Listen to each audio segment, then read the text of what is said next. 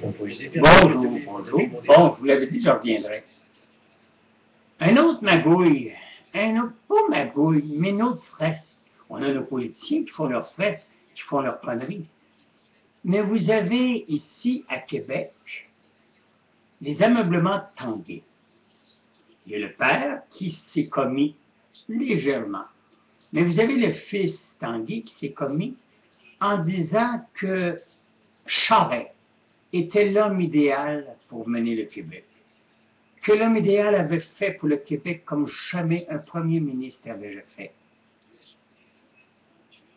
En partie, il a peut-être fait des choses.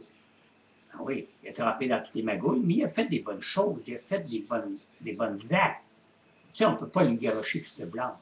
Mais de là pour l'avoir un quatrième mandat, hey, Tanguay, tu viens de perdre un paquet. Là, je vous explique. Tanguay, c'est ameublement Tanguay, qui font des millions sur le dos des citoyens. Je m'explique encore. C'est que ça va à crédit pour les 2 années à venir, 2 ans sans payer. Durant ce temps-là, les intérêts s'accumulent. Ce que vous avez payé 100 $ est rendu à 300 $. C'est un stratagème de marketing. On ne peut pas les blâmer. Ils font des milliards, même pas des millions, des milliards de profit. C'est leur business. Mais quand tu as un business, tu ne vas pas te compromettre à prendre pour un parti ou l'autre.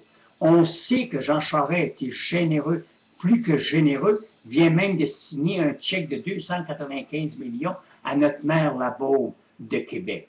C'est pour vous dire qu'il se cherche des votes en tabarnak, et c'est sûr qu'à Québec, on va voter probablement Jean Charest. Mais j'espère que dans d'autres secteurs, on ne votera pas Charest. On n'a même pas laissé des miettes à pas le Tremblay, mais l'autre, Pépé Tremblay, maire de Montréal. Il n'y a rien eu, là, encore. Il n'y a pas eu de chèque en blanc. Il va peut-être en avoir d'ici que les élections finissent. On ne sait jamais. Charest n'avait pas de maudite scène pour les étudiants.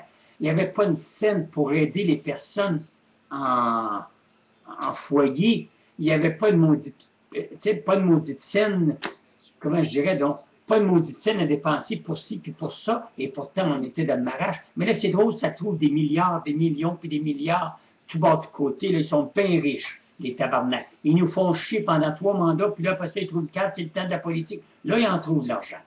Alors, quand vous êtes commerçant, surtout comme Tanguay Ameublement, c'est à peu près comme Brie ou Bro et Martineau, qui est une filière d'ailleurs de Tanguay. Et mettez-en le roi du meuble, t'es un steakhouse, t'as un empire, et que tu t'en vas dire pour quel parti tu gagnes, tu viens de te tirer dans le pied. Parce que tous les gens qui ne seront pas, mettons, libéral, mettons que lui, c'est pas libéral, hein? Ben, ils vont dire, mon tabarnak, je vais faire acheter tes meubles chez vous. Tu vas manger de la marde, mon esti de rouge. S'il avait pris pour le bleu, ça aurait été encore peut-être la même chose de la part des rouges. Alors, tu te fermes la gueule. Patrick Huard l'a dit, quand tu n'as rien à dire, tu te fermes la gueule, tabarnak. Alors, je reproche bien à Tanguay, que ce soit le Fils, le Père ou le Saint-Esprit de la famille Tanguay, vous avez fait l'argent sur le dos des contribuables. Il fallait que vous viviez, et heureusement qu'on vous a au Québec, parce que vous êtes une grande entreprise qui fait travailler bien du monde, et puis qui fait travailler, qui fait en rentrer l'argent, je trouve ça parfait, c'est super.